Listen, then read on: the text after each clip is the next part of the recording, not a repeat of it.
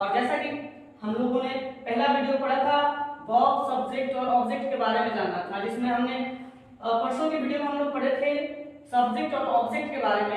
Verb को कल पढ़ाया गया था क्योंकि वर्ब को हम लोग को डीपली जानना था, जिसमें से हमने कल के वीडियो में वर्ब को पढ़ा, लेकिन उसमें से दो अभी भी रह गया जो वर्ब का हिस्सा हुआ करता है, transitive verb and intransitive verb. ये दोनों को आज इस वीडियो में हम लोग कंप्लीट करेंगे।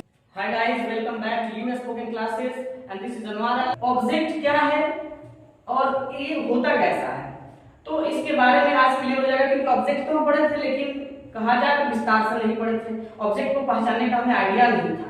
तो आज हम देखेंगे कि ये ट्रांजिटिव वर्ब को पढ़ के ऑब्जेक्ट कैसे हम फाइंड आउट कर पाएंगे। तो इसके लिए हमारे देखते हैं कि ये ट्रांजिटिव वर्ब और इंट्रांजिटिव वर्ब आए कहां से, ये है क्या। तो ट्रांजिटिव और इंट्रांजिटिव ये मेन वर्ब के हिस्से हैं। मेन वर्ब को दो भागों में रखा गया है। हम कह सकते हैं मेन वर्ब को दो भागों में बांटा गया है।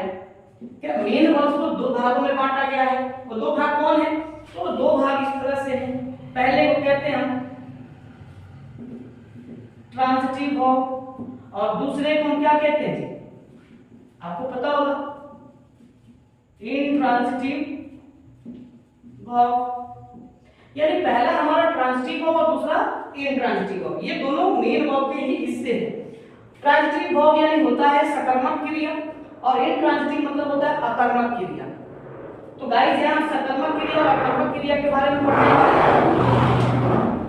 कि ये दोनों क्रिया काम कैसे करता है। इसको विस्तार से जानने के लिए आप वीडियो के साथ बने रहिए, ताकि आपको पूरा समझ आए कि ट्रांजिटिव और इंट्रांजिटिव है क्या, हम ऑब्जेक्ट कैसे फाइंड आउट कर पाते हैं। ये सारा चीज इस वीडियो में आप जानने वाले हैं। तो गाइस ये ट्रांजिटिव वर्ब पहले हम देखेंगे इसका डिफिनेशन क्या होता है, क्योंकि वही डिफिनेशन जानने के बाद ही हम पता लगा पाएंगे कि ये काम क्या कैसे करता है सेंटेंस में। तो गाइस पहले लेते हैं ट्रांजिटिव वर्ब कि ट्रांजिटिव वर्ब कैसे काम करता है।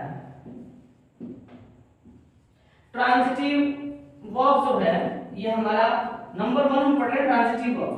तो ट्रांजिटिव क्या है? The verb used with an object is called transitive verb. कह रहा है the verb used with an object is called transitive verb. वैसा जो क्रिया है, वैसी क्रिया जो है जिसके साथ ऑब्जेक्ट आया हुआ, जिसके साथ ऑब्जेक्ट आया हुआ हो, उस वर्ब को हम ट्रांजिटिव वर्ब कहेंगे, यानी कि उस वर्ब को हम सकर्मक क्रिया कहेंगे। अब आता है कि ट्रांजिटिव वर्ब यानी कि ऑब्जेक्ट के साथ, तो गाइस एक चीज देखेंगे, एक सेंटेंस इसको समझने के लिए एग्जांपल समझते हैं यहां पे। जैसे हमने कहा आई ईट, बाय द वे सेंटेंस यही एंड हो जाता है, ये सेंटेंस यही एंड हो जाता है। ये सेंटेंस तो है क्या है, मैं खाता हूं, मैं खाता हूं। तो एक चीज आप बताएंगे हमें कि यहां सेंटेंस को पता चलता है कि मैं खाता हूं, सामने वाला बोल रहा है, लेकिन क्या खा रहा है इस चीज का आपको नॉलेज है, इस चीज की जानकारी आपको हो पा रही है? नहीं हो पा रही है। तो जाहिर सी बात है ये काम तो कर रहा है, लेकिन उस काम का प्रभाव किस वस्तु पे पड़ रहा है ये चीज हमें नहीं पता चल पा रहा है। यानी यहां से ऑब्जेक्ट हमारा गायब है। तो ऑब्जेक्ट हमारा वाइट है, हम यहां लिखते हैं अ मैंगो। क्या लिखा हमने कहा आई ईट अ मैंगो, यानी कि मैं एक आम खाता हूं। अब आता है कि मैं एक आम खाता हूं, यानी कि ये जो खा रहा है, सब्जेक्ट हमारा जो खा रहा है, जो क्रिया कर रहा है, उसका प्रभाव कहां जा रहा है? अ मैंगो पे, यानी यही हमारा जो है ऑब्जेक्ट हो जाता है। अब ये तो हम पहले से जानते हैं कि ऑब्जेक्ट हो जाता है, जैसे कि हमने पहले बताया था कि ऑब्जेक्ट को फाइंड आउट कैसे करेंगे। तो हम पहले इंट्रांजिटिव को जानने के बाद से उसको देखेंगे कैसे फाइंड आउट करेंगे। तो हमारा जो इंट्रांजिटिव वर्ब का डिफिनेशन क्या होगा? इंट्रांजिटिव वर्ब का डिफिनेशन होता है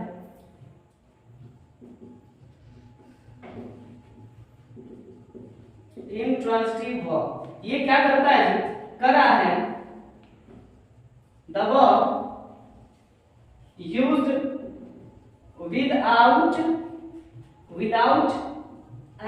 object is called intransitive verb. यानी क्या कह रहा है, the verb used without an object is called intransitive verb, यानी जो क्रिया बिना कर्म का किसी वाक्य में यूज हुई हो, बिना कर्म के साथ, जिसका कोई उसके साथ ये नहीं पता चल पा रहा हो कि वो घटना किस पे घटित हो रही है, तो उस क्रिया को हम अकर्मक क्रिया कहते हैं, यानी कि वो ऑब्जेक्ट उसके साथ नहीं जुड़ा रहता है, तो उसको हम इंट्रांजिटिव वर्ब कहते हैं। जैसा कि पहले हमने लिखा था आई ईट, यानी ये जो वर्ब है ये क्या है, इंट्रांजिटिव वर्ब है, और ये वर्ब जो है ये ट्रांजिटिव वर्ब है। क्यों? क्योंकि इसके बाद ऑब्जेक्ट आया है और यहाँ इसके बाद वर्ब के बाद ऑब्जेक्ट नहीं आया है, तो इसीलिए हम इसे इंट्रांजिटिव कहेंगे और इसे हम ट्रांजिटिव वर्ब कहेंगे। तो गाइस इसको पहले हम स्क्रीनशॉट ले लें, फिर आगे बढ़ते हैं वीडियो में। हम उम्मीद करते हैं आप लोग स्क्रीनशॉट ले लिए होंगे। तो गाइस जैसा कि हमने कहा था कि हम आगे देख रहे हैं कि जो है आखिर ऑब्जेक्ट को फाइंड आउट कैसे करेंगे, तो उसके लिए एक सिंपल तरीका उसको फाइंड आउट करने का। पहले हम सेंटेंस देख लेते हैं। फिर I go to school, Ram works in the field, he gets up at 5 o'clock, my father teaches me in the morning, फिर कह रहा है they are coming soon, यहाँ he eats rice, she reads a book, I speak the truth, my son broke the glass, do you know his name, do you know his name। तो ये हमारा sentence इस तरह से है। हमने 5 sentence को इधर और 5 सेंटेंस को दूसरे साइड में लिखा है। हमने कैटेगराइज किया है ट्रांजिटिव वर्ब और इनट्रांजिटिव वर्ब को। हम इसको पहचानेंगे कैसे, मैंने कहा था। तो डियर फ्रेंड्स एक चीज देखना है, इसको फाइंड आउट करने के लिए 2 वर्ड्स आप लीजिए। 2 वर्ड्स आपको जस्टिफाई करता है कि वो ट्रांजिटिव है और या इनट्रांजिटिव है। आप लीजिए व्हाट को और दूसरा हमारा होता है whom। ये हमारे 2 शब्द यानी 2 वर्ड इंग्लिश के हैं जो इसमें फाइंड आउट करेंगे कि हमारा ऑब्जेक्ट है या नहीं है। तो गाइस जब भी आप कोई सेंटेंस बोलते हो तो हम वहां क्वेश्चन अराइज करते हैं, देखते हैं कि इसका आंसर क्या आता है। तो उसमें अगर व्हाट या whom जैसा कोई शब्द क्रिएट होता है तो समझ जाते हैं कि इसमें ऑब्जेक्ट है, यदि नहीं तो ऑब्जेक्ट नहीं होता है। जैसे कह रहे आई गो टू स्कूल, मैं स्कूल जाता हूं, यानी कि कह रहे आई गो टू स्कूल, मैं स्कूल जाता हूं। तो कोई पूछेगा कहां, यहाँ जाहिर सी बात है यहाँ ये तो नहीं आएगा ना क्या या फिर किन का, ये तो नहीं पूछता, यानी कहां जाते हो तो स्कूल जाते हो। यहाँ सेंस आ रहा वेयर का, आई गो टू स्कूल, मैं स्कूल जाता हूं। कहां जाते हो, स्कूल जाता हूं कह रहा है। तो यह कहां आ रहा है, जाहिर सी बात है ये बहुत लोग ऑब्जेक्ट के बाद से, ये हमारा जो वर्ब है सॉरी वर्ब के बाद से इसको ऑब्जेक्ट, बहुत लोग इसको ऑब्जेक्ट मान लेते हैं जो कि गलत हो जाएगा। ये हमारा ऑब्जेक्ट नहीं हो सकता है। ठीक है गाइस आगे देखते हैं। यहाँ कह रहा राम वॉक्स इन द फील्ड, कह रहा राम वॉक्स इन द फील्ड। कहां राम कहां टहलता है जी, कह रहा राम जो है मैदान में टहलता है। राम जो है फील्ड में टहलता है। अब यहाँ भी हम देखते हैं कि बहुत लोग इसको जस्टिफाई कर लेते हैं, ये जो हमारा ऑब्जेक्ट है, लेकिन यहाँ भी गलत होगा क्योंकि ये जाहिर सी बात है राम वॉक्स इन द फील्ड, यानी राम फील्ड में टहलता है। कहां टहलता है, फील्ड में टहलता है। कहां, वेयर का सेंस हो रहा है, जो कि वेयर का सेंस है यानी ऑब्जेक्ट ये नहीं है। उसके बाद देखते हैं he gets up at 5 o'clock, he gets up at 5 o'clock, कितना बजे, 5 बजे। तो यहाँ कितना का सेंस हो रहा है ना, हाउ मच हाउ मेनी, यानी कितना का समय ये बात चल रही है ना, कितना यानी कितनी बजे उठता है, कब उठता है। तो जाहिर सी बात है कब और कितनी की जो बात चल रही है यहाँ वेन की, तो यहाँ वेन तो है नहीं, यहाँ 2 वर्ड्स मैंने दे रखे हैं। फिर कह my father teachers in the morning, कह रहा my father teachers in the morning, मेरे पिताजी पढ़ाते हैं। फिर यहाँ क्या आ रहा है, क्या कब पढ़ाते हैं जी, सुबह में पढ़ाते हैं। कब पढ़ाते हैं, सुबह में पढ़ाते हैं। यानी कब से क्या सेंस हो रहा है, यानी जाहिर सी बात है क्वेश्चन अराइज करेगा। कोई बोलता है my father teachers in the morning, तो जाहिर सी बात है कोई पूछेगा क्या कब पढ़ाते हैं, यानी कब पढ़ाते हैं। तो कब पढ़ाते हैं जी, सुबह में। तो यहाँ तो कब का सेंस आ रहा है ना, यानी वेन का सेंस आ रहा है यहाँ पे, जो कि वेन तो यहाँ से नहीं है, इसलिए इसे ऑब्जेक्ट नहीं मानेंगे। फिर कह रहा दे आर कमिंग सून, कह रहा दे आर कमिंग सून, यानी वे लोग बहुत जल्द आ रहे हैं, वे लोग बहुत जल्द आएंगे। इसका सेंस यही हो रहा है, दे आर कमिंग सून, वे लोग बहुत जल्द आ रहे हैं। ठीक है, तो गाइस यहाँ कमिंग तो हमारा वर्ब हो गया, मेन वर्ब है, हेल्पिंग वर्ब है, ये हमारा सून ऑब्जेक्ट नहीं है। बहुत लोग ऐसा सोच सकते थे लेकिन नहीं है। क्यों, क्योंकि कह रहा कब आ रहे हैं, यहाँ फिर कब का क्वेश्चन हो रहा है, कब आ रहा है, तो कब का जाहिर सी बात है ये ऑब्जेक्ट हमारा नहीं है। अब हमने कहा ये 2 वर्ड हमें जस्टिफाई करके बताएगा कि ऑब्जेक्ट है या नहीं है। अब अगला हम देखते हैं ट्रांजिटिव वर्ब में। कह रहा ही ईट्स राइस, क्या कह रहा, ही ईट्स राइस, वह चावल खाता है। क्या खाता है, चावल खाता है, यहाँ ध्यान दीजिएगा, क्या खाता है, चावल खाता है। यानी जब क्वेश्चन अराइज हो कि क्या, तो हमारा समझिए कि बाद वाला जो वर्ब के बाद वाला हिस्सा है वो ऑब्जेक्ट आएगा। यहाँ भी फिर देखते हैं, she reads a book, she reads a book, यानी वह पढ़ती है, क्या पढ़ती है, किताब पढ़ती है। यानी क्या हमारा आया है, क्वेश्चन क्या राइज कर रहा है, क्या पढ़ती है जी, किताब पढ़ती है। तो जाहिर सी बात है हमारा यहाँ व्हाट जो है ये क्या का क्वेश्चन राइज कर रहा है वहां पे, तो हमारा ये ऑब्जेक्ट होगा। अब वो क्या होगा, ऑब्जेक्ट होगा। आगे बढ़ते हैं, आई स्पीक द ट्रूथ, क्या है, आई स्पीक द ट्रूथ, मैं सच बोलता हूँ, क्या है, मैं सच बोलता हूँ। तो गाइस यहाँ भी देखेंगे क्या बोलता है जी, सच बोलता है। क्या बोलते हो तुम, सच बोलते हो। तो कहने का मतलब है कि यहाँ भी क्या का सेंस जो है ये जनरेट हो रहा है, यहाँ भी क्या आएगा ही आएगा। कोई बोलेगा आई स्पीक द ट्रूथ, मैं सच बोलता हूँ, तो जो नहीं सुना बढ़िया से बोला क्या, क्या बोलता हूँ, तो जाहिर सी बात है बोलेगा सच बोलता हूँ। तो ये क्या का क्वेश्चन यहाँ राइज होगा। आगे देखते हैं, my son broke the glass, कह रहा है my son broke the glass, मेरे बेटे ने क्या किया जी, ग्लास तोड़ दी, मेरे बेटे ने ग्लास तोड़ दी। क्या तोड़ा, ग्लास तोड़ा। जाहिर सी बात है क्या तोड़ा, ग्लास तोड़ा। यहाँ भी क्या का सेंस आया ना हमारा, तो क्या जस्टिफाई कर सकते हैं हम लोग, वर्ब के बाद ऑब्जेक्ट है।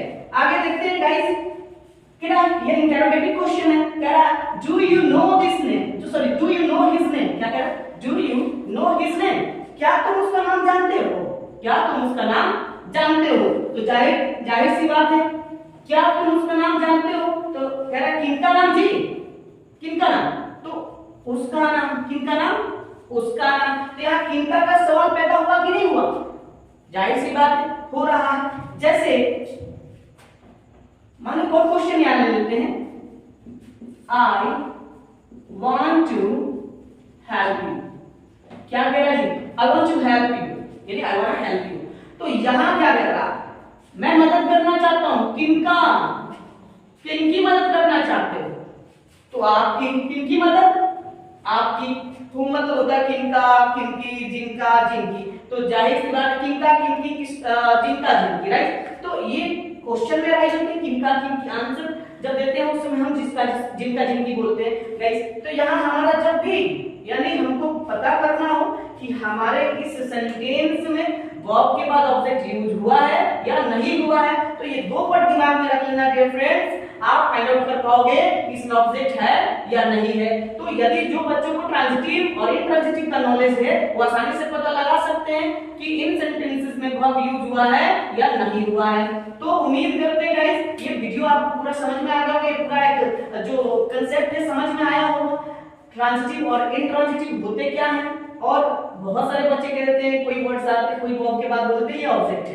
यानी सेंटेंस बनाते हैं ऐसे देता है सेंटेंस स्ट्रक्चर लिख लो, subject plus is am are plus और ये हमारा आ जाता है ऑब्जेक्ट। अब subject is am are plus object, अब सेंटेंस आता है मैं एक लड़का, मैं एक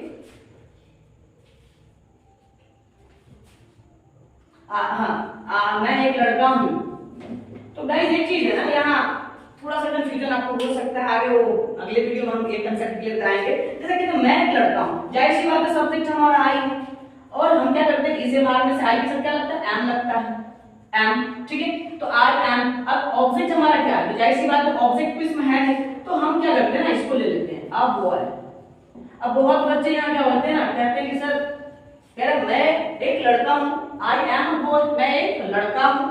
तो ठीक है आप तो समझ गए मैं एक लड़का हूं, जाहिर सी बात है क्या, फिर यहाँ पे क्वेश्चन राइज है क्या, तो लोग कह सकते हैं ये ऑब्जेक्ट है, ये ऑब्जेक्ट है, लेकिन नहीं ये ऑब्जेक्ट नहीं है, ये कॉम्प्लीमेंट है। क्या है ये कॉम्प्लीमेंट है, जिसको हम अगली वीडियो में समझेंगे कॉम्प्लीमेंट होता क्या है। आप अगर कॉम्प्लीमेंट समझ जाते हो तो आपको ऑब्जेक्ट का कांसेप्ट भी क्लियर हो जाएगा। इस वीडियो में बस इतना ही, क्योंकि वीडियो लंबा नहीं होना हम करना चाहते हैं, क्योंकि बच्चे बोरिंग फील करने लगते हैं। तो उम्मीद करते हैं कि आपको अगर कॉम्प्लीमेंट का क्लास चाहिए तो आप नेक्स्ट वीडियो मेरा जो आने वाला है आप उसे देख लीजिएगा, क्योंकि ये जैसा कि हमने इन सब के बारे में समझाया कि क्या जो क्वेश्चन अराइज होगा वो जाहिर सी बात है वर्ड ऑब्जेक्ट के रूप में यूज हुआ है, पर यहाँ हमने क्या देखा सेम फिर व्हाट यानी क्या से क्वेश्चन अराइज हुआ, लेकिन ये हमारा ऑब्जेक्ट में कंप्लीमेंट होता हुआ, तो कंप्लीमेंट होता क्या है इसके बारे में जानना है। कंप्लीमेंट होता है जो ये लड़का और बॉय दोनों एक ही है, शॉर्ट बता रहा हूं, लड़का और बॉय ये जो दोनों एक ही है, यानी इसका बॉय जो है आई का कंप्लीमेंट है, राइट। तो इसके बारे में हम अगली वीडियो में जानेंगे गाइस। तो आपको अगर इतना समझ में आया हो ट्रांजिटिव इंट्रांजिटिव